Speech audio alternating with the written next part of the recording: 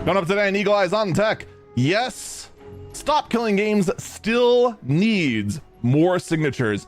Nvidia launches yet another dose of unwanted GPUs. Apple is actually making a very genius move for making low-cost Macs. And Microsoft kills a whole lot of games and gaming jobs. All that and more coming up today on Eagle Eyes on Tech.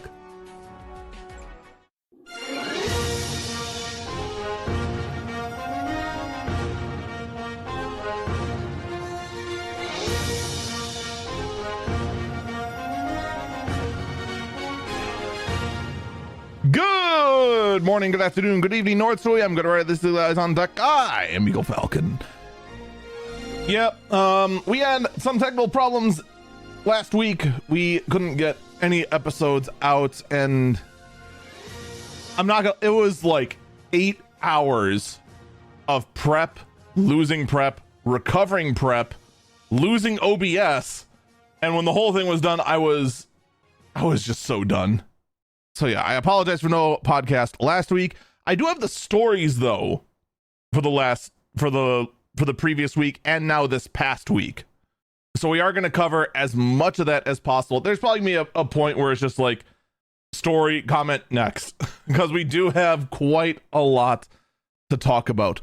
Starting with this little number right here. Microsoft is making it so that, don't worry, you can get Windows 10 security updates for free for an extra year, but you've got to go and use Microsoft services. That's right. If you are trying to go ahead and breathe life into some nice, wonderful older hardware and, you know, want to just keep using Windows 10 because that's the only operating system you can use, you can do it for another year. But you got to sign up for the cloud with Microsoft. You got to keep using Bing to earn up some Microsoft points. You have to go ahead and keep using Microsoft services to build up points and pay for the extra year of security updates through that. And here's my comment to that. No. If you want to go ahead and do this, that's just like, oh, okay, well, it just means using that and I can breathe a little bit longer life for this. It keeps me from having to go ahead and spend $2,000 I don't have on a newer computer. You know, if you want to go ahead and do that, I get that. You got to do what you got to do. I'm not going to lie, though. This behavior rubs me the wrong way. And I will actively go ahead and try to avoid doing this out of spite. Out of freaking spite. This honestly offends me. Because you go ahead, you introduce the requirement for this blasted thing. This once again goes back to the Secure Platform Module version 2 and that requirement to use Windows 11. And that by far is still the biggest hurdle to get into it.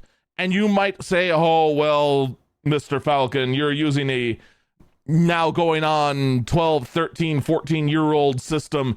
It's time to upgrade. First off, have you seen the economy right now? Funds are tight, man. Money is tight. And quite frankly, my 24 core, 64 gigabyte with a RTX 4060 system is perfectly fine, despite the fact that it's so old. Now, I wonder though, what is the better way to show defiance to Microsoft? Is it to go ahead and use a bypass to make it so that a computer that normally cannot use Windows 11 is use Windows 11? Or is it switching to Linux? Like, I think in the wrong term, just full on switching to Linux is gonna hurt Microsoft more, of course. But there is something that gets that nice little level of pettiness to just stick it to Microsoft that, you know, you told me I couldn't do this, so I went and did it anyway. Suck it. Like, I'm on the fence, you know? I'm probably just end up having to switch to Linux no matter what. Like, even if I go ahead and in my own system, because I do admit, yeah, the system is 14 years old, and despite the fact that it's got plenty of processing power, plenty of RAM, like the 64 gigs that's in it. I could go up to 256 gigabytes of RAM in this system easily. I think it can even go higher at 512. I'm not 100% sure, but I'm pretty sure it can do it. I'm fairly certain I can actually, it might even be possible to get to a terabyte of RAM on this platform. The thing is that something else is going to be the bottleneck. And more than likely, the answer is going to be the chipset. Something else just on the platform is going to be a bottleneck. And I've been debating trying to go ahead and find a workstation tower to move into that's on the cheap. But the current price of workstation towers that are of the next generation past the one I'm on are so high that it's looking more and more likely that I'm probably just gonna be better off just building a new computer. And then the question becomes, what am I doing? You know? So in my own PC space, it's becoming more and more awkward, and Microsoft just kind of putting the screws to us and saying, you know, you can go ahead and stay on Windows 10 if you go ahead and, you know, just do a little of this out over there. You know what I'm saying? Ha ha ha. It rubs me the wrong way. It really, really does. I'm not a fan. I'm not thrilled. I'm not amused. Not in the least. But I probably should do, because we use a 2 PC streaming setup here. Should totally install SteamOS on the gaming PC. It fits, right? Just install it, done, easy peasy, right? That'll work well. Who knows? But Microsoft's giving you a way out that doesn't cost a whole lot of money. I'm not thrilled with it. I'm also not thrilled with Meta trying to train their chat bots to message you first and then keep you talking and then using that data to train the rest of their AI. All right, look. Facebook, look. All right. You may not realize this, but we literally get something along the lines of over a dozen unsolicited sales calls, legitimate and illegitimate, every day. Your chatbot doing the same on Facebook doesn't accomplish anything other than having us train your chatbots on how to swear. There's no way this ends in anything other than every person they chat first telling them to go bleep themselves. Like, let's be honest. If you're just going around and all of a sudden an AI chatbot just pops up and says, "Hello, how are you doing, fellow human?" Is your answer going to be anything but F off? Actually, there's a decent chance your answer to them is just going to be Xing the box. Odds are actually pretty high that's going to be your first response. Someone in chat asked, how long until it turns racist? Probably a very long time. Honestly, like modern LLMs, it is extremely difficult to train them on the wrong data like that, like we used to be able to back in the day. Like with Microsoft's, what was it? What was the bot that that 4chan start spouting off Nazi nonsense? Can't remember what it was. But no, it is significantly harder to do that sort of stuff nowadays. That being said, though, there's still gonna be plenty of people willing to give it a shot. Good luck, B. Good luck. Someone over there is gonna do it. By the by, in other news in regards to the quote-unquote trade war TM, there is a tax, or it is a tax. Canada was going to implement a digital services tax in retaliation to the tariffs that the current administration put against Canada. And I kind of said that all of this sort of stuff was going to be, you would see everything kind of very slowly back off from the cliff it looked like we were charging towards. And that appears to be the case here.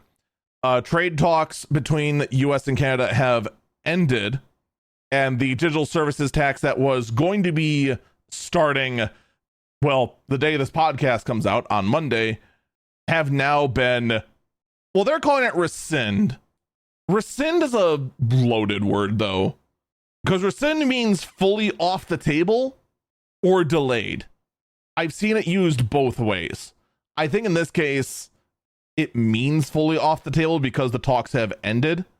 And this is kind of how I expected things to go, but it's happening faster than I expected. Like pretty much for all of this talk. I expected things to be really bad for about a year, and then everyone's slowly coming back as better deals are cut for everyone. That's better for everyone. That being said, I still don't agree with the move of just throwing down a verbal sledgehammer onto the table of trade, but things are working out in the end. So there's no worries for our Canadian friends out there. It will suddenly not cost more to use Facebook. You should probably not use Facebook though. I'm just saying. Someone in chat said it's grandstanding. I don't know if grandstanding is the right word. I'm not sure what the right word would be. In the end, things are improving for the average person, and to me, that's the more important part. The actual politics of it and all. I'm not exactly the best person to get into the actual politics of it all. I'm a tech guy. With that said, though, news you actually do need to be concerned about. Remember how Anchor recalled all of one specific brand of power bank because it could combust? There's now 5 more that are also being recalled because they could spontaneously combust. These are all lower end models, specifically model A257, A1647, A1652, A1681, and A1689. I would also caution Anchor from labeling their models the letter A and then 4 numbers, because that is how you get sued by Apple. I'm only being slightly sarcastic about that. I don't think they'd do that, but why am I reading these? They just look like Apple model numbers. But in any case, all of these seem to be kind of lower end, smaller capacity with the power cord built into them, except for the A1652. That one is MagSafe only, it looks like. Now, what it appears to be is that this is all about the supplier for specific lithium ion batteries. That appears to be the cause here. That a sub vendor of Anchor that supplies the lithium had a very bad batch of batteries, and they're only finding out about it now. So again, the models you're looking for if you have Anchor battery packs is A1257, A1647, A1652, A1681, and A1689. I don't see anything in the notice about what year the recall is for. It does not look like the article I have is saying anything specifically. So if you have one of those, just, get in touch with Anchor, get a replacement, because honestly, even if yours is not showing signs of being defective and getting really hot or anything of that nature, I would honestly just say just take advantage of the recall and just get a brand new battery. On any of these things, the battery is going to be the most consumable part. So you've already put cycles on your battery. So it's going to be better just to go ahead and do this and just get a fresh one, More and more notes about buying, or rather words of warning for people trying to go ahead and save a few bucks on a Switch 2. Beware of the Switch 2 used market, because we talked about before about how consoles are getting remote banned because they're using questionable hardware with their Switch 2. Yeah, it turns out that people are in fact returning those said banned consoles. So you could be buying an open box unit from, a reputable retailer, and then finding out, no, JK, despite being factory resetted, you are banned from being on Nintendo and using your Switch as you wish. See, this is going to be infuriating. Like, a lot of us had a problem with many things about the Switch 2, but I think everyone had a problem with the thought that Nintendo can just go ahead and just remotely ban your system, not from just going online. Well, actually, generally just going online.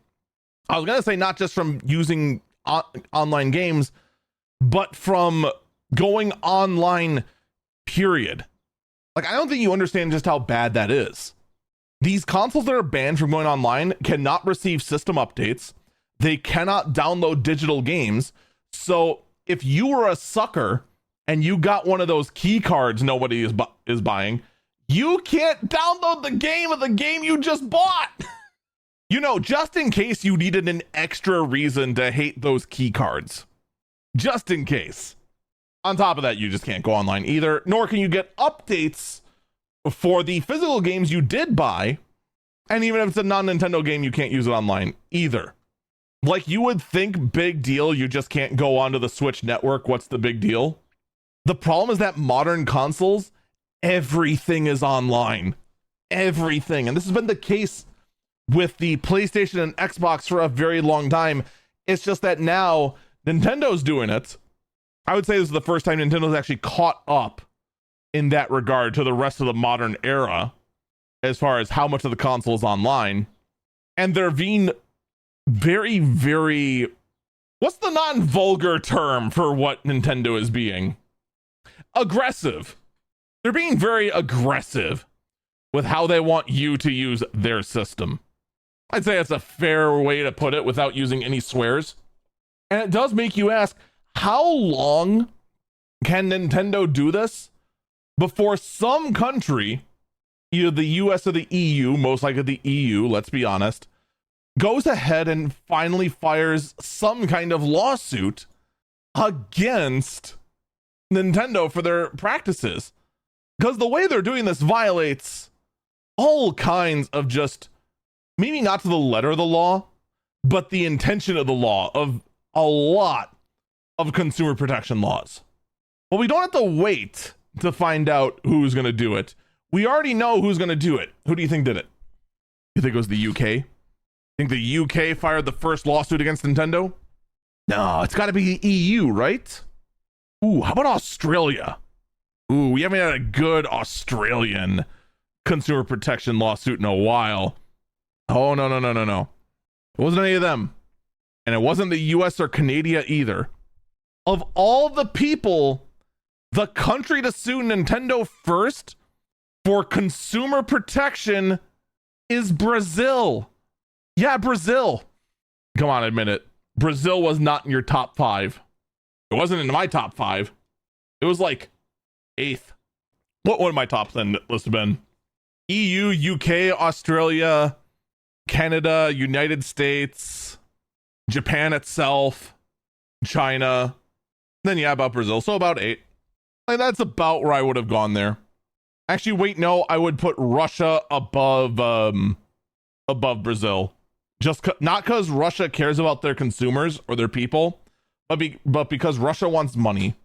So yeah, Brazil has issued, or rather Brazil's consumer rights watchdog has issued a lawsuit against Nintendo for their rather brazen behavior of just banning people left and right for using, well, tools that Nintendo doesn't approve of. Here's the question. What's Nintendo going to do? Will they settle? Are they just going to go ahead and try to fight it in court? I'm very curious. I want to see. I'm actually, you know what? Part of me hopes that Nintendo tries to defend their behavior in court. I want to hear what their insane logic is for thinking it is absolutely okay to invalidate someone's purchase of a game console. That is going to be absolute cinema. It's going to be very, very interesting. We're actually going to go ahead and take our first break here. When we come back, we're going to talk about a different issue striking the gaming community, and that is the Stop Killing Games initiative. Don't go anywhere. We will be back.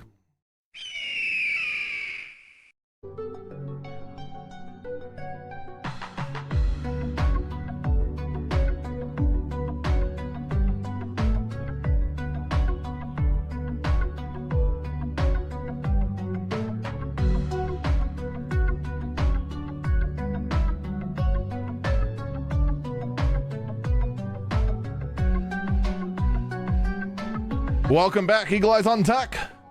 I'm Eagle Falcon. All right, so we talked about this a while back, the Stop Killing Games initiative.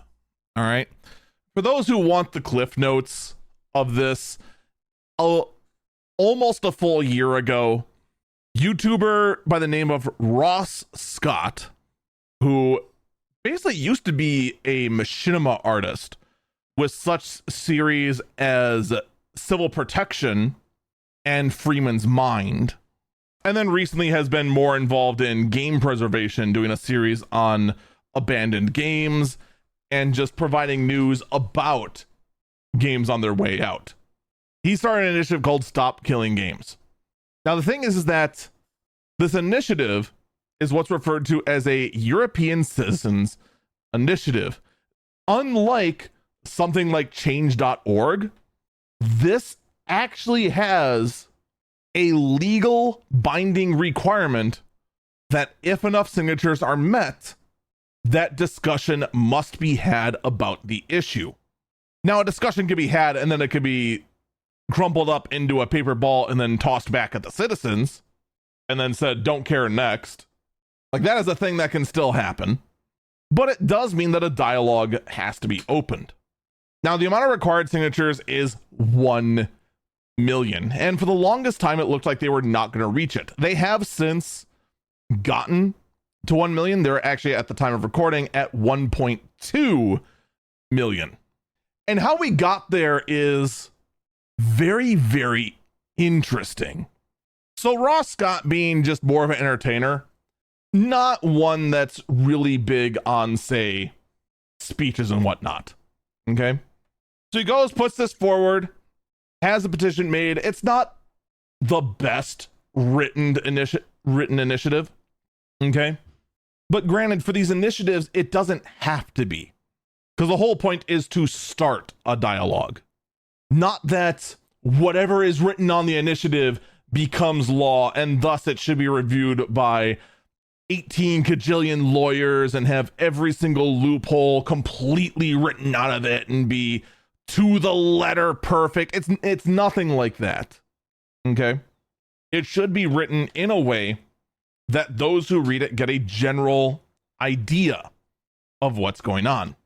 And when the thing came out, we here on the podcast did encourage our European citizens to sign it.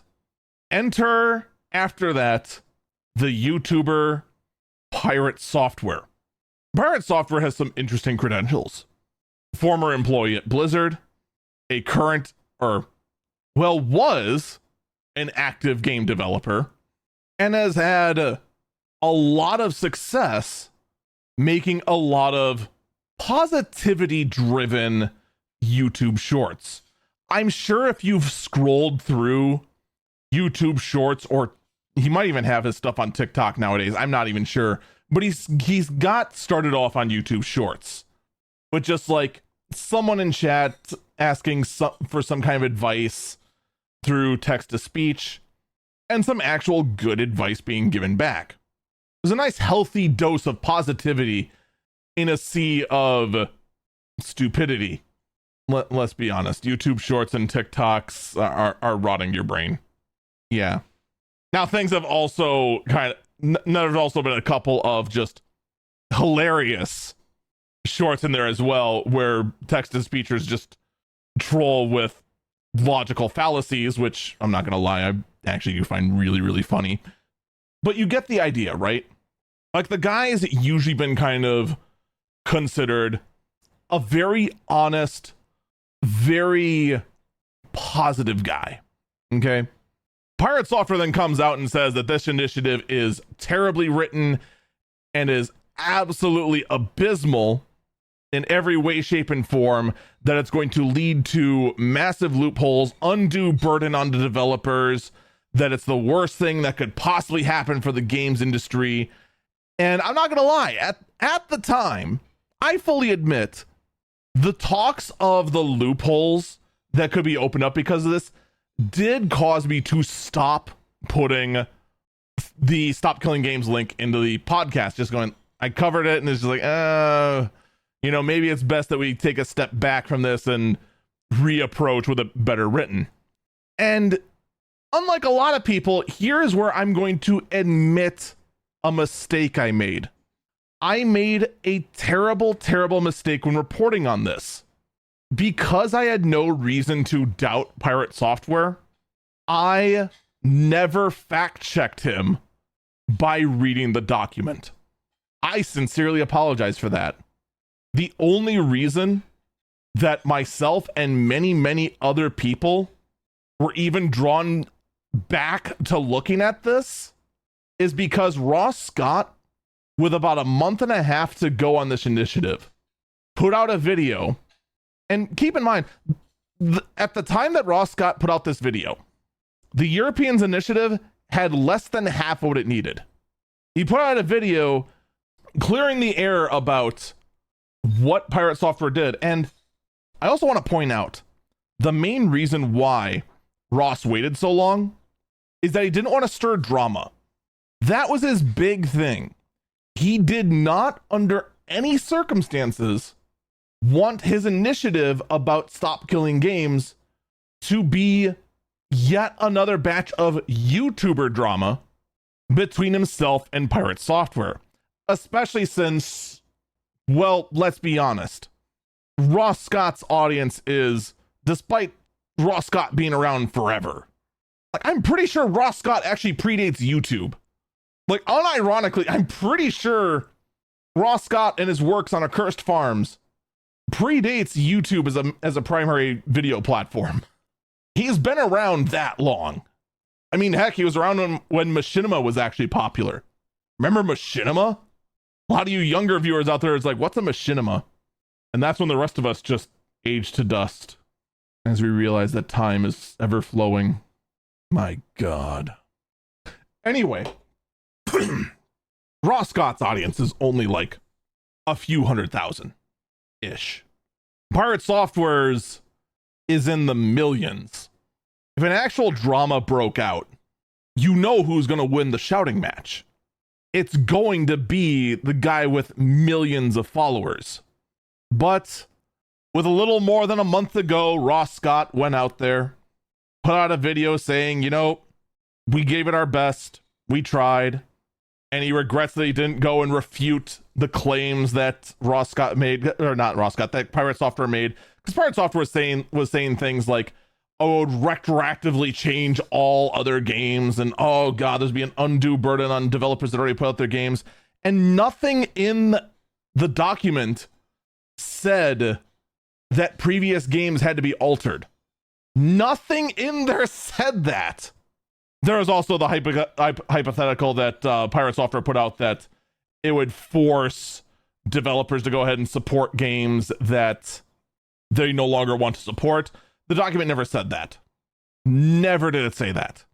Like, Pirate Software just straight up invented and lied about what the document said. Like, there's no misreading about it. He just invented something else that it said out of nothing. It could be possible he read the wrong document. I know there's a UK one out there as well. I don't know what that one said, but Ross Scott went ahead and brought attention to this. And here's the thing, right? If the question was about who are you going to believe, some random guy from a time long past, or the big game developer YouTuber out there that always talks about positivity and everything, you're more than likely to believe Pirate Software. But there was one saving grace. There was one saving grace in all of this. And although Ross Scott had to put out the well, we tried, we gave it our best shot, guys, but it looks like the end is here video. Because the video was not, its core purpose was not about firing back at Pirate Software. It was more about admitting where the movement went wrong and saying, well, we tried. This wouldn't have gone anywhere. I am convinced of this. This would not have gone anywhere if Moist Critical, you've probably heard of him, good old Charlie out there, went ahead and made the first call to action regarding Ross's video, which then became a back and forth between Moist Critical and Pirate Software. And then many other much bigger YouTubers also put out videos, and this thing escalated very, very quickly.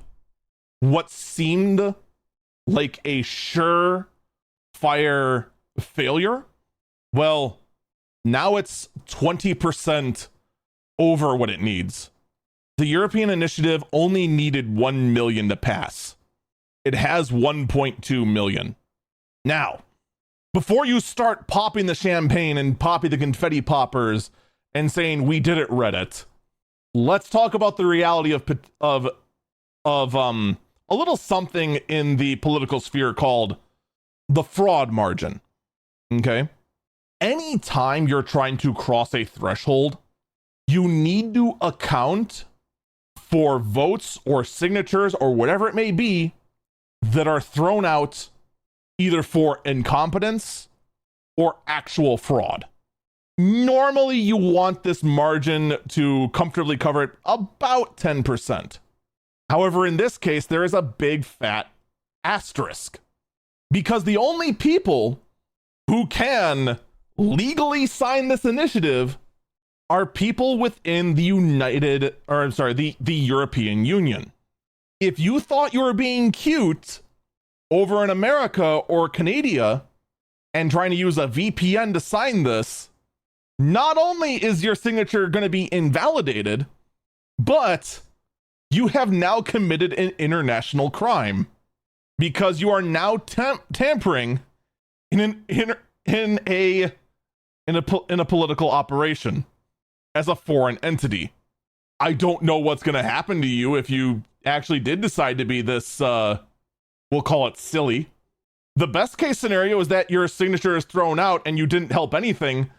The worst case scenario is that you're extradited. So yeah, it's hard to say how many potential people that wanted to spite Pirate Software and the other haters of this movement and sign this when they weren't technically allowed to. But I'll put it this way. On the Stop Killing Games website at stopkillinggames.com, there is an overdrive bar of 1.4 million. Ross Scott believes that is the comfortable margin they need to, in this case, get past the fraud margin. Well, to quote another YouTuber drama out there in recent history, you need to pump those numbers. I'm going to be bluntly honest. I don't think it would not surprise me at all if there's 400,000 invalid signatures on this thing. It would not surprise me in the least. So yeah, 1.2 million. Great, fantastic. I think they're going to need more. So I encourage you, if you live in the European Union and you have not signed the initiative and you support games having a life after they've reached end of life, I would strongly encourage you sign the petition so that we can take a first step forward for not past games, but current games and future games. Well, not current games, but future games to be able to have a life after they reach end of life. Also, I do like that one of Pirate Software's arguments for being against this sort of thing is, can you imagine Final Fantasy 14 being made as single player? Here's my question. Where have you been? freaking fake FF14 player, you were not around during Endwalker, were you? The entire freaking patch has been trying to make it freaking single player. You freaking donut. You literally can go through the entire MSQ without having to interact with other people, with the exception of like what, 7-8 man trials, which they might end up making those single player as well at the rate they're going. Can't make an MMO a single player game. Man, someone is 2 years behind the curve. On that same note though, I don't hate Pirate Software.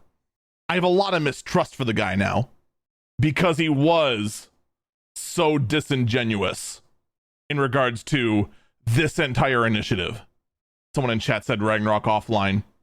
I've done it. It's nowhere near as hard as you'd think. You can totally do it. In any case. But yeah, I don't hate Pirate Software for what he did. But here's the thing. The trust I had for the guy and a lot of the respect I had for the guy is gone. The benefit of the doubt for this guy is gone. And it'd be one thing if after this whole thing, after the whole initiative got its 1 million signatures, he went ahead and said, yeah, okay, I got some of the wording wrong and I got this, that wrong, whatever. I'd have a lot more respect for him then. His exact response, though, was that since this initiative began, he got a whole lot of death threats, which I'm sorry you have an audience of over 1 million people. Death threats happen. I have an audience of 12, and I get weird, threatening messages at random too. Welcome to being a content creator. He did say he got swatted. That is unacceptable. That is actually a crime, and I do hope the people that well, actually, I now have to say, just because it wouldn't surprise me if those are the case now, if he actually did get swatted, I do hope they capture whoever did make the swatting call and arrest them. But when Pirate Software's final words on the matter is, I hope the initiative people get everything they asked for, but none of what they wanted.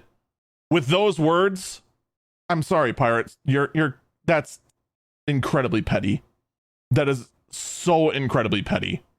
And with that, it's going to be hard to believe a single blasted word you ever say again. All the respect I have for the guy is gone. Gone. I can appreciate the fact that he opened up a ferret shelter. And while there is also word that the game he was working on, Heartbound, the publisher for that game has let Pirate Software go. I'd feel bad for him, but the fact that he insists on being absolutely maliciously petty towards an initiative about game preservation, that consumers should be able to play the games that they pay for, my respect is gone for the guy. Just straight up. I got nothing left to give for him. We're going to take another break here. When we come back, I'm sure I got other things to talk about. I didn't. Oh yeah, of course, the porn ban. We're going to talk about the status of banning pornography on the internet. Don't go anywhere. We will be back.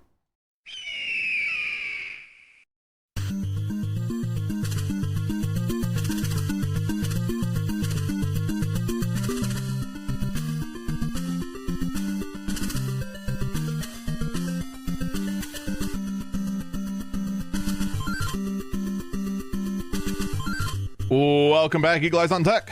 I'm Eagle Falcon. There have been more and more pornography bans, in air quotes, going into effect, one of which now is going to be affecting iPhone and Android users. And what's really going on, and what these porn ban TMs are, it really is just, well, states are requiring websites to obtain legal proof that their users are in fact adults. Now, the big concern is that these laws are, well, they are going to go into effect on every device, including smartphones now. And well, what's going to end up happening is that there's going to be no option on the phones at all. And some devices are just going to find out that because of the requirements that they're using, the most common verification way, because all right, I'm getting ahead of myself. The two ways that a lot of websites are trying to verify is either A, by getting a copy of a legal ID, that would prove it, but that enables a huge security risk, or B, using facial tracking software to take a snapshot of the user, use the software to determine their age, and get the verification that way. Which, the option between the two, the latter is the better one, but is infinitely more creepy, especially considering what you want to do. The problem is on phones, access to the camera for this sort of thing is restricted, and is now making a mad scramble for these websites to try and figure out what are they going to do. Because as a security risk on the phones, there's no way on most iPhones and Android phones or a website to gain access to your cameras. You need to do it through an app. But this is where things get fun. Pornographic material is banned on the iPhone and Android app stores. So thanks to this, the only way to get this kind of material on your phone is through the web browser, which you can't go ahead and gain access to because they need verification legally. They can't get it because that access is cut off. I guess you're just hosed. So good luck, porn lovers. You got to go and do it at your desktop now, apparently. And now, of course, the actual big news in this is that there is now the highest court, the Supreme Court now, has now ruled on one of the bans out in Texas. And now here's the problem. The Supreme Court of the United States has upheld the Texas law, citing that this creates, I think parody is the wrong word. It's not a it makes it a level ground for both online adult content and in-person adult content. Because if you were to go into a adult video store, all three that remain, and purchase anything, they require to see an ID. The online store does not need that. This law creates an even playing field for both, and that's what the Supreme Court is looking at in their ruling, that's the better way to go. Which, yeah, they're not wrong, but they are ignoring the fact that it's a significantly higher burden for an online store, let alone a much bigger security risk for an online outlet to do what an in-person outlet does. I'm kind of torn on the ruling because they're not wrong. It does create a level playing field, but it also does create a massive honeypot of IDs and facial data that is going to be the target for countless, and I do mean countless, hacking attempts.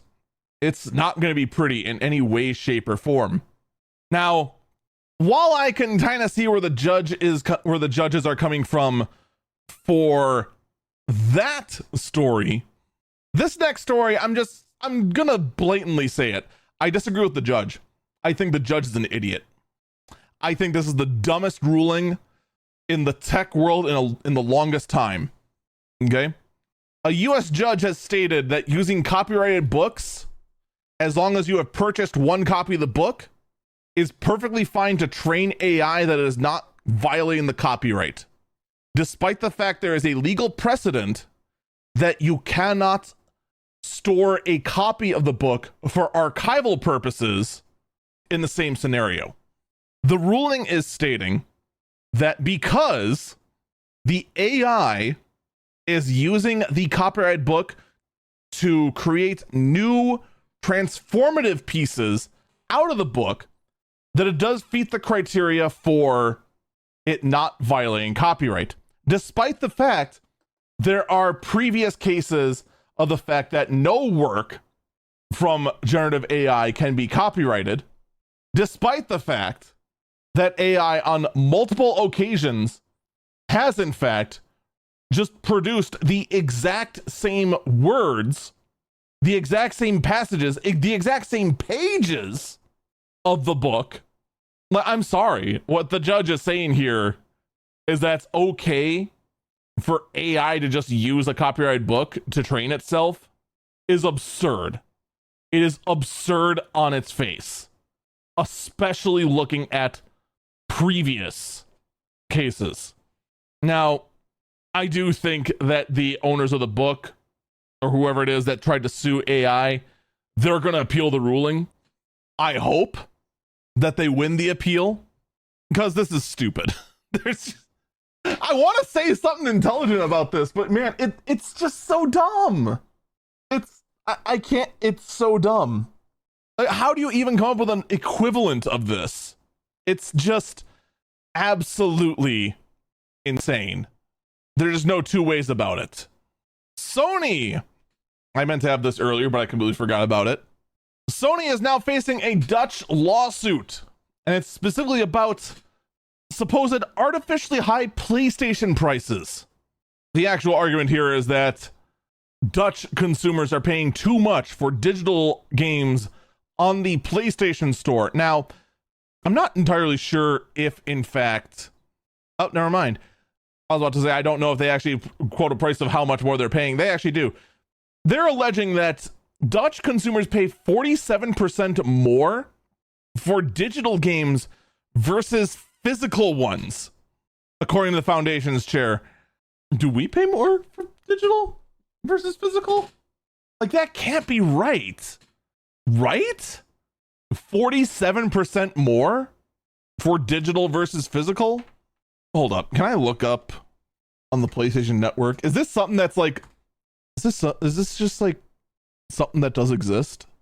Okay, looking at the list of games they have here, the prices seem to be about on par with their physical versions, at least here in the States.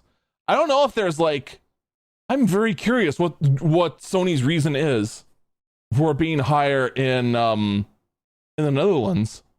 For anyone in the EU or in the general area and knows a little bit more about, I wonder if there's just like some kind of tariff put on like bandwidth or something like that causes Sony to charge more for digital games than physical. Because that seems wild that it'd be that much higher. Or if this foundation is just off their rocker and saying that it's so much more, and it actually could be that they're comparing digital games to like used games, and that's the price discrepancy. I don't know. 47% more for digital games versus physical ones seems absolutely insane. But yeah, it's not like that's the case, at least here in North America. Outer Worlds is $80, Ninja Gaiden 4 is $70, Final Fantasy Tic Tacs, the Evil East thing that's coming out is going to be $50. Dragon Quest 1 and 2, the HD 2D remake, is going to be $60, which, by the way, yikes. I'm sorry, $60 for one of the shortest RPGs in the NES history and a torture device from the NES, from the NES era is, man, Square, that's high. That's really high. I'm just saying. Oof. That's enough to give you pause. Ah, well. We'll see how that lawsuit goes. Odds are we'll probably just lose track of it because it'll just be settled and we'll never get word of it over here. Comcast, finally, after 10,000 years, says that all new plans will have unlimited data. Yeah, that's right. Comcast, for the longest time, still had actual home internet plans that had data caps. That is now finally ending, that they are finally catching up with what every other home internet provider has done for well over 2 decades. Good freaking job, you absolute piece of ISP garbage. I'm not going to applaud for you too much because you're still a piece of ISP garbage. You are still one of the worst offenders out there. But good job on having slightly more respect for your customers. And I do mean slightly more respect for your customers. That being said, moving on, the FTC is now approving a $126 million refund to customers as a result of a Fortnite lawsuit in regards to what is referred to as dark patterns. Now, for those who are unfamiliar with dark patterns are basically little tricks to try and trick customers into paying more when they normally wouldn't. Things like not requiring passwords and whatnot, not having any sort of verification to take extra payments, going ahead and making it so digital currency can never be spent in full. Honestly, that one right there, one of the most diabolical things that a lot of free-to-play games do. Give you so many options of getting digital currency, and then make it that there's no way you can get just enough for the thing you want. You either get just too little or way too much, because you have to go to the tier up, which then makes you just shy of the next tier up. And it's these sort of psychological things that are just, they're gross. They are absolutely gross. But Fortnite now paying out to players involved in a lawsuit. So, yay. Yay for that. Let's talk about GPUs instead, because that's a lot more fun. Overclockers have found an Asus RTX 5090 that can successfully draw, I kid you not, it can successfully draw 1900 watts after significant modding to the card, and also requiring a 240 volt outlet. Yes, they also had to go ahead and modify the power connector significantly to do this. So you know what? This entire Nvidia cycle has been abysmal. All right, there's no other way to say it. It has been awful, god awful. Everyone dislikes it. No one is happy. And quite frankly, there's something special about just looking at these insane overclockers and just kind of going, you know what? At least you're happy. Maybe it's also the fact that I can smile at the overclockers because they're torturing Nvidia cards. Actually, that might just be it. It might, in fact, just be the torturing of Nvidia cards. Now, keep in mind, that is not going to be 1900 watts consistently. It is going to be drawing that much power in short runs, specifically for overclocking, specifically on probably LN2, meaning liquid nitrogen cooling. Did they actually say what they're using specifically? They said that it's from, it's just a proprietary metal connector. That proprietary metal connector kept its cool. They're using for the power. I don't know if they're saying specifically what they're using to keep the rest of the card cool. I just have to assume it's LN2. Yeah, all the focus is on the power connector that they're using. They're not even talking about what they're using to actually cool the card itself. But they're saying the power connector that they made that's made of metal is staying solid. So, you know, I mean, keep on experimenting. That's all there is to it. In other news, a modder has found a way to go ahead and draw 800 watts and get the RTX 5090 to beat the RTX Pro 6000 chip. Here's the thing. In this tier, and it's been this case for the past couple of tiers, the Nvidia professional cards have been outperforming the gaming cards. That normally is not the case. Usually the gaming cards get more performance, the pro cards get more stability. Lately, because Nvidia hates you, they have been selling the better silicon to the professionals and, far more importantly, the data centers, and making all their money that way. And literally the gamers get scraps. And I don't mean like, oh, you get the whatever's left over here. No, we're literally just getting scraps now. And then being charged way too much. Like, it's barely matching the previous generation as far as raw performance. Oh, well, with the frame gen and the dulcils, it gets 5x imaginary frame numbers better. It better, guys. Give me money. That's Nvidia now. So you know what? One guy going ahead tweaking a card and getting better performance out of Nvidia out of spite. Granted, it's more to see if he can. Good on him. I'm just spiteful today. Then again, it doesn't help at all that Nvidia puts out yet another failure of a card. We did, in fact, get the RTX 5050. And yes, Nvidia tried to say that this is a massive improvement, that it beats out the previous Gen 60 card and all this other stuff, and that frame gen is amazing, and oh, look at all this performance you get for $250. Take a guess. Take a wild guess. How good of a card do you think the 5050 actually is? Do you think the 5050 actually matches the performance of the 4050? Do you think that 5050 beats out previous gen? What do you think? How good do you think it is? How good do you think this card is? How good is this $250 card? Which I also want to point out, they did launch a desktop and a laptop version.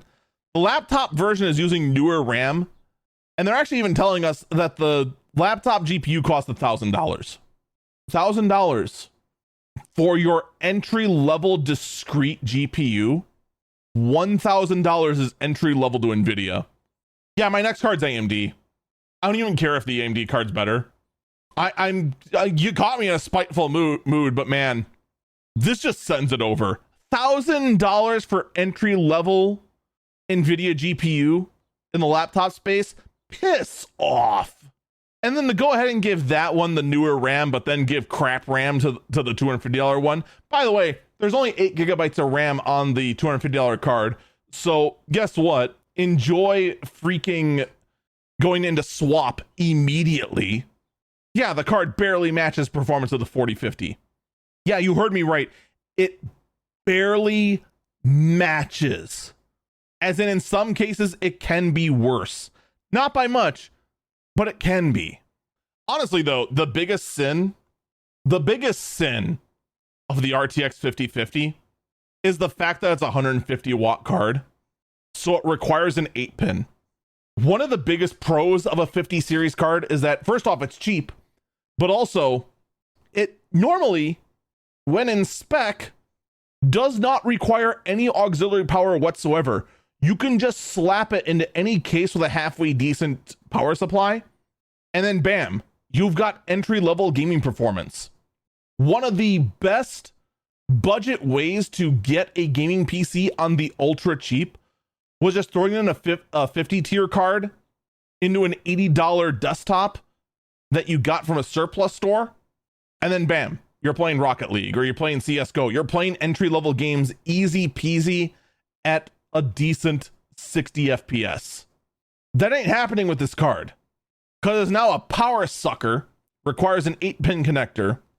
So in the used market, you got to find one that has 2 6-pins or convert 2 SATA to 6 pins, and those 2 6-pins to an 8-pin. Risk all of the fire with that, because that's not a good way to go. That's not a good way at all to go. Double check the power supply to make sure it can handle that nonsense, because now instead of a 75 watt GPU, now it's a 155, whatever the heck it is. I can't stress it enough. Nvidia hates you. Like, I keep saying Nvidia hates you, and they just continue to prove me right.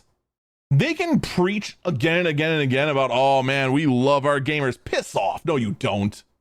You keep trying to send us cards that are going to set our rigs on fire. Maybe next generation will be better. No, it won't.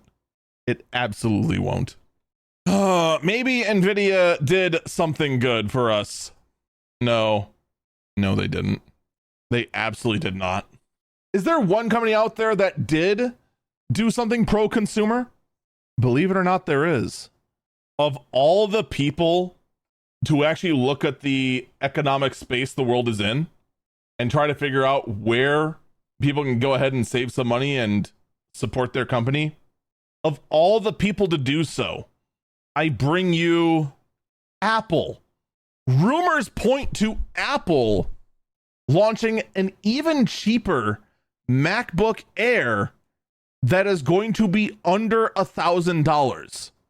The current rumor suggests that this will be an $800 entry-level MacBook Air, and it's going to do it by being powered by The A18 Pro Apple Silicon.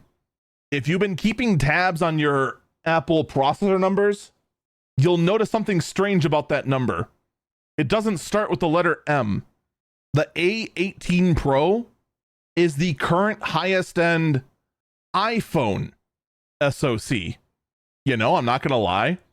That's not the worst move that Apple has ever done. So yeah, the performance is going to be nowhere near as good as, say, the current, what is it? Where are we up to? M4 now? The A18 Pro is the latest version that's in the iPhone Pro. But the A18 Pro does support USB 3.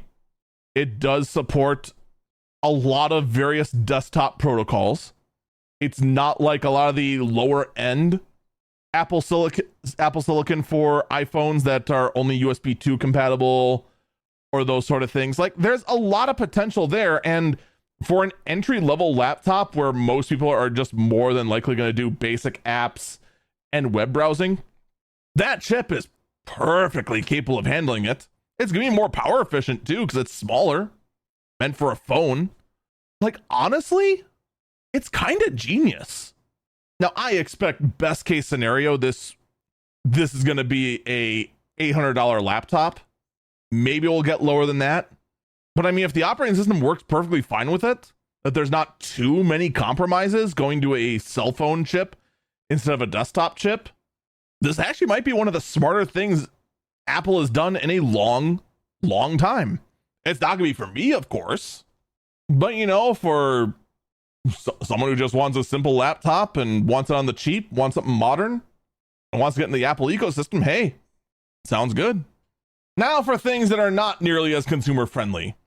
Rumors point to Apple having a roadmap for their Vision series.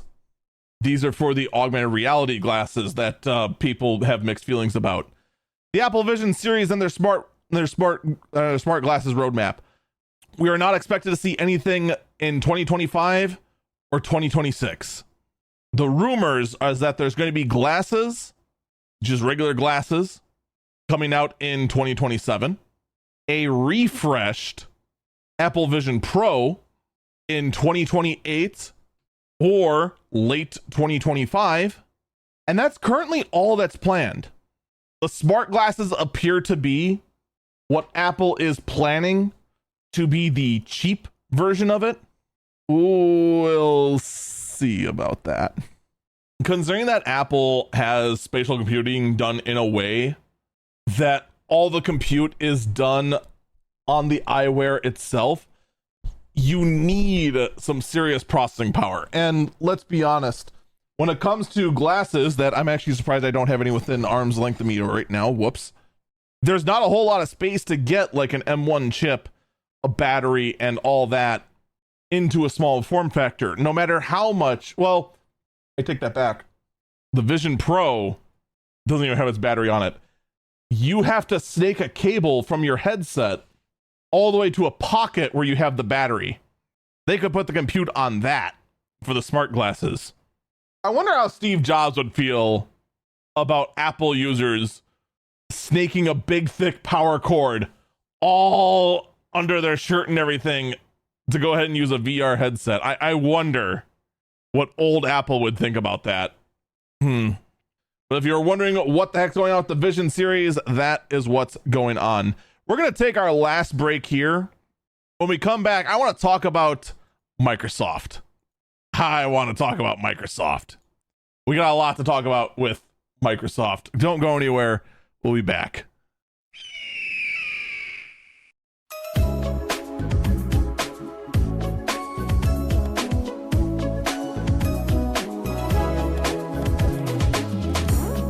Welcome back, Eagle Eyes on Tech.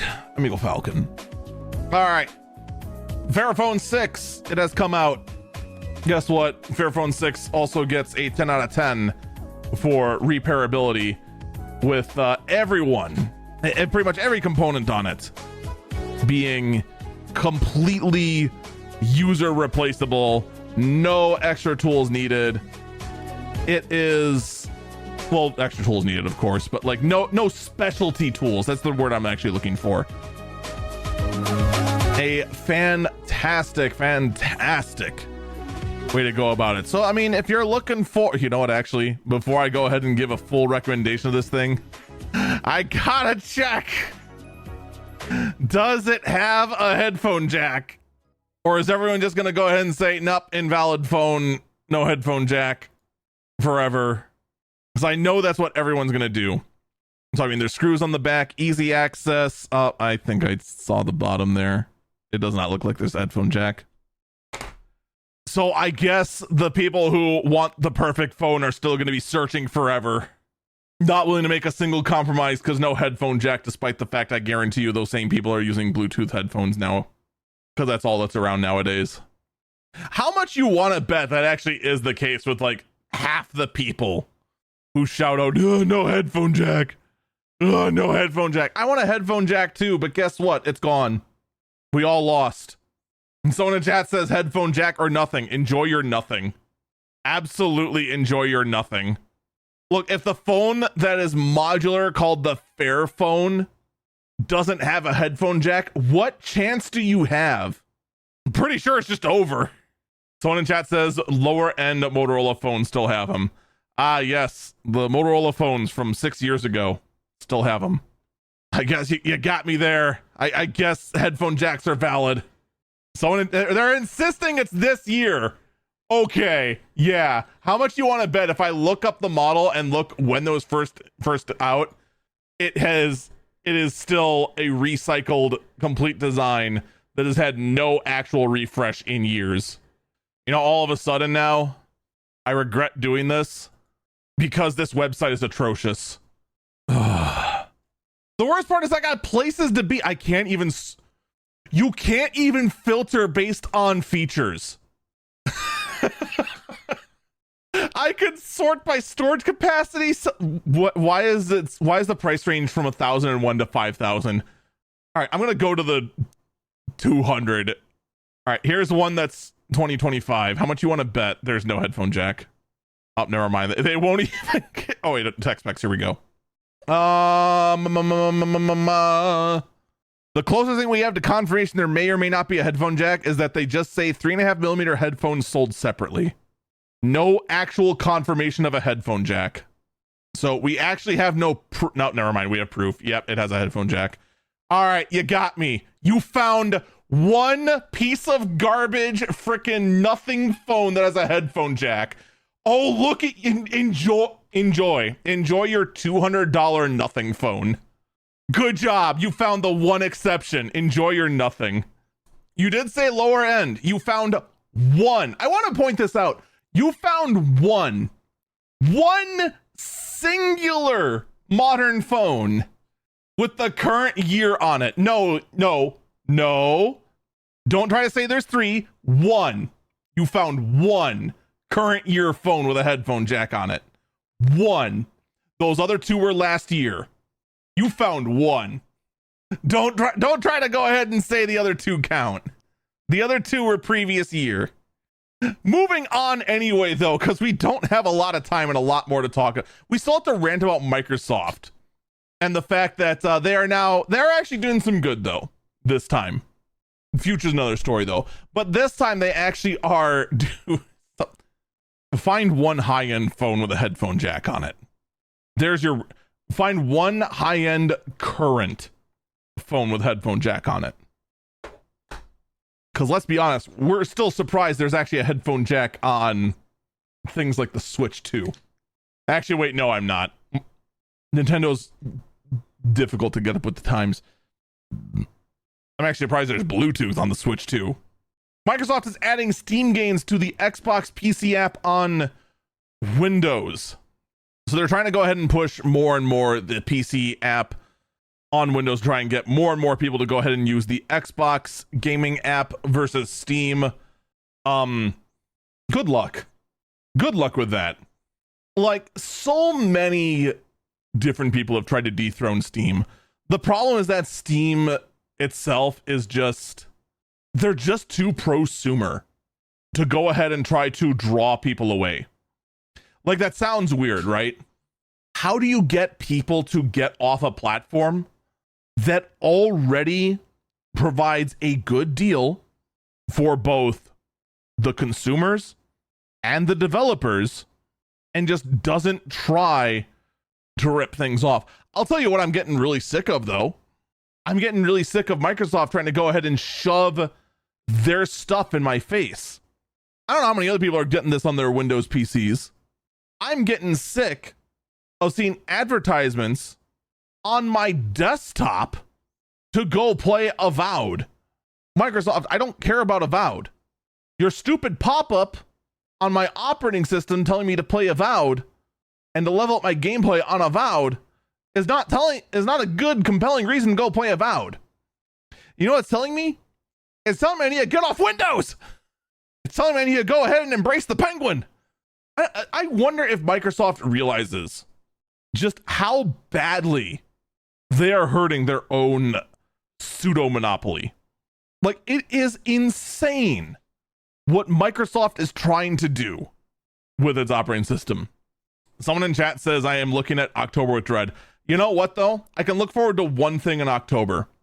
Because Microsoft won't be sending any more updates to my computer in October because Windows 10 is no longer going to be supported, at least I know my advertisements will just loop indefinitely without being refreshed to something new and more obnoxious. That is my only bright side. It's not a very good bright side, I admit, but at least it's something. Meanwhile, though, Sony actually is bringing Helldivers 2 over to the Xbox. So, does this mean we officially have peace in the console wars with Nintendo continuing to be an isolationist nation? Are we finally looking at peace? Nah, who are we kidding? People are still going to start up flame wars at Reddit. It's inevitable. Even though the real answer is the PC is too expensive, so it's terrible. The PlayStation has no games, and Microsoft also somehow has no games. Nobody has any games, and you should instead play tic-tac-toe or roll jars of Orbeez down concrete steps for content. I don't know. There's so much negativity right now in the gaming space. Other than the Steam Deck. The Steam Deck is painfully neutral in the gaming space. All right. Let's talk about one of the other big bits of news. All right. I am going to read this internal note from from CEO Phil Spencer in the Xbox division to all of their employees. Today, we are sharing a decision that will impact colleagues across our organization. To position gaming for enduring success and to allow us to focus on strategic growth areas, we will end or decrease work in certain areas of business and follow Microsoft's lead in removing layers of management to increase agility and effectiveness. Out of respect to those impacted today, the specifics of today's notifications and any organizational shifts will be shared by your team leaders in the coming days. I recognize that these changes come when we have more players and games and gaming hours than ever before. Our platform, hardware, and game roadmap have never looked stronger. I want to repeat that. These changes come at a time when we have more players, games, and gaming hours than ever before. Our platform, hardware, and game roadmap have never looked stronger. I don't even need to read the rest of it. A lot of you probably know exactly this is leading. Microsoft cut 9,000 jobs. Wait, was it 9,000 or 7,000? 9,000. I was right the first time. They cut 9,000 jobs, a lot of them focused in the Xbox division, and killed many, many games, including Perfect Dark and a new MMO from Rare. Yeah, the Perfect Dark reboot, dead. Multiple studios shut down permanently. And he's right. Xbox looks the strongest it has in a long, long time. They're more profitable. Their sales numbers are up. Their stock is up. Everything looks great for the Xbox. They had no reason. I want to stress this. They had no reason to make these cuts. They are more profitable than ever before. They are more successful than they've ever been before. The only reason for these cuts was because they wanted to. Microsoft is not struggling. The Xbox division is not struggling. There is not a downtick of users. There's not any signs of slowing down. There is not any signs of worse times ahead in the Xbox division, other than the fact that they're pushing forward for $80 games, which is, in my opinion, I am convinced that the $80 games price point is going to result in fewer sales. And I don't mean number of sales, I mean total money earned in sales. I think the amount of sales they're going to lose is not going to be made up by the $20 more they're asking for. I think it's going to be that drastic. I think it's going to be much more drastic. But I think in the end, they are going to see a sales decrease because of it. So that's the only thing out there I can think they're making these cuts for. Because they think their decision to make games cost $80 is going to hurt them. And if that's the case, here's my question. Why are you doing it? Seems to me if that's actually what's going to hurt you, and that's the only thing I can point to as to what's going to hurt Microsoft in the near future, why would you do it? Like, that's the wild thing when you look at this. There's a lot of jobs that are now gone, dead, poof, vanished, never to be seen again. So why do it? Why are you doing it? It makes no sense. Oh well. Not much that can be done about it. I hope those that lost their jobs can find others. This also brings me to another point too.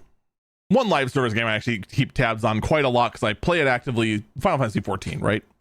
They even said in one of their latest live letters, they couldn't get a hard mode and a normal mode of one of their most recent must succeed dungeons. They can only get a hard mode out. And they cited, well, at first it was translated as cost, but then it was cited as manpower. To which then that same live letter also said, hey, we're hiring, please join. Please. Games like that are looking for more and more people. So AAA gaming industry, I gotta ask, why do you think these cuts are helping you? Why do you think cycling out experienced talent in what you do for inexperienced talent, just in the name of keeping labor costs down, a smart move? I don't get it. I don't get what the thought process is. Oh well, we'll just have to wait and see what it means. I'm going through my last bits of stories here because I'm looking at the clock and we are running significantly low on time. So we're going to end up skipping some stories. I might save those stories for the subscription episode. By the way, subscription episode this week, we're going to be talking about the Ethan Klein lawsuit against 3 different Twitch streamers. If you want to get some news about that, make sure you're subscribed to the podcast. That's gonna be our bonus subscription only episode this week. We've got some pictures here of what is allegedly going to be the next iPhone, the iPhone Pro, the iPhone 17 Pro in black. They're gonna finally change that camera bump that I've had mixed feelings about for a long time. They're gonna make it so that it is, in fact, covering the entire width. Are they going to line up all the lenses that way? No. They're still going to be in a triangle formation in the corner, but the glass will extend all the way to the far end, which might be good. You know what? At least it's a design change. It is a sign that someone is innovating over at Apple. I guess there is at least that. Windows is also updating the blue screen of death, mostly making it so that it is no longer blue. I am sorry, the blue screen of death is no longer blue. It is now black.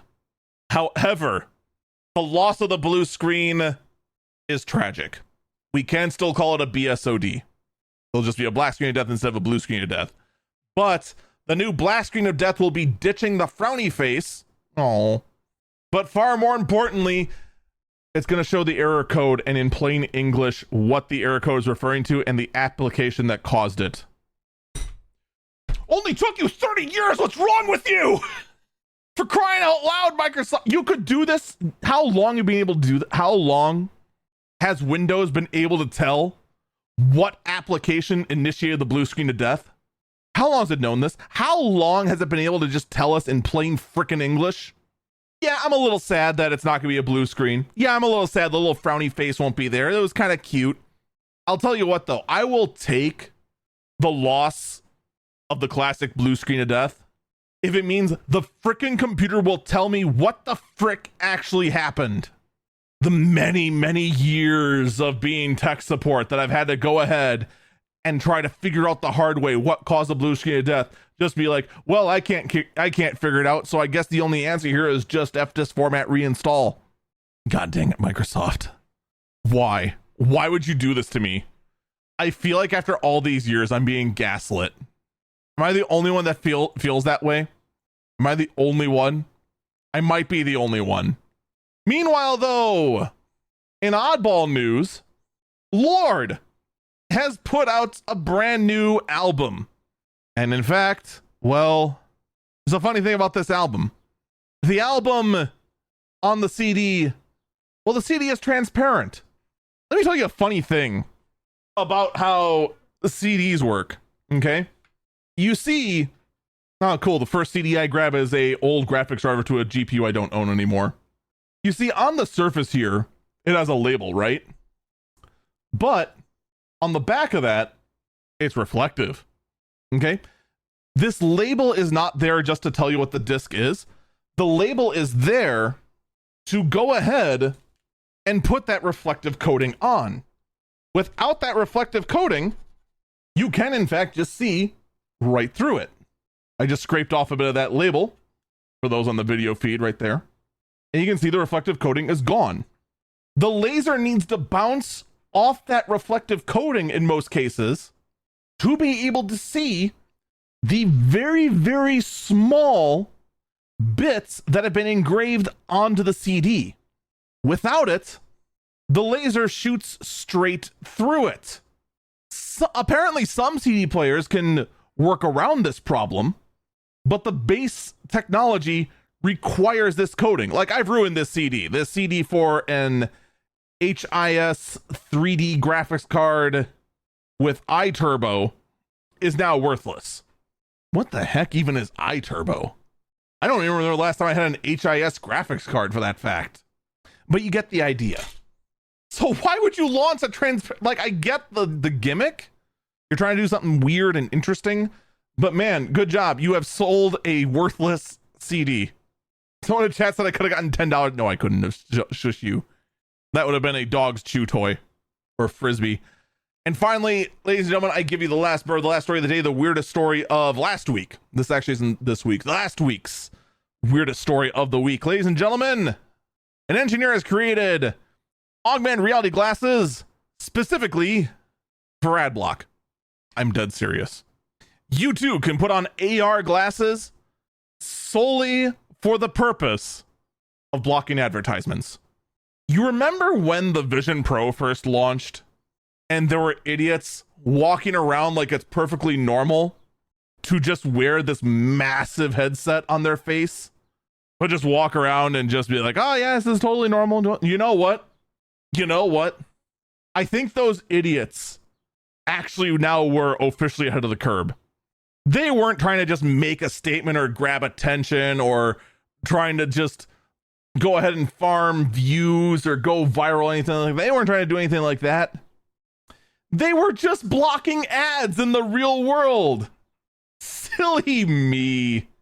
It turns out the people driving with VR headsets on, they weren't being idiots endangering other people. They were actually living in the future.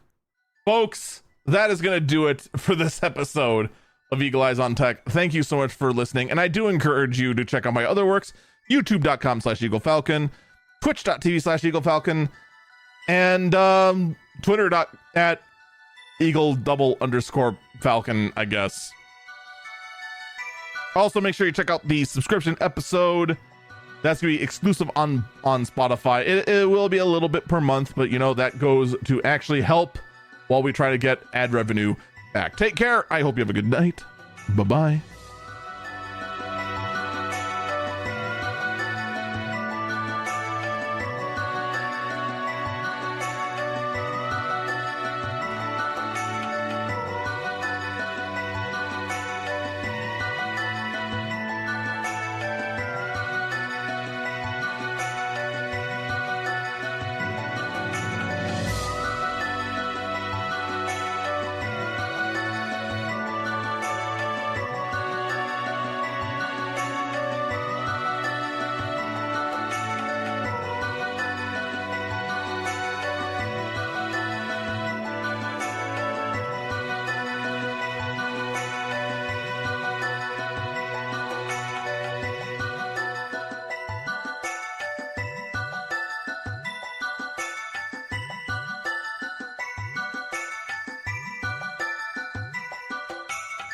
Here's the real thing I gotta ask though with the AR ad blocking glasses. All right, if you get a door-to-door salesman and they begin their preaching, and then the glasses realize that they are just a walking advertisement, they'll just start going, "Have you ever had trouble vacuuming? All you need is," and muffles them out and just puts a giant black box over them. Because I'm not gonna lie, just for that experience alone, you have me. You have me completely sold. Wait, how much are these? Wait, you have to use Snapchat's AR goggles? Ugh. You know, that might be the real deal breaker right there. Supporting Snapchat.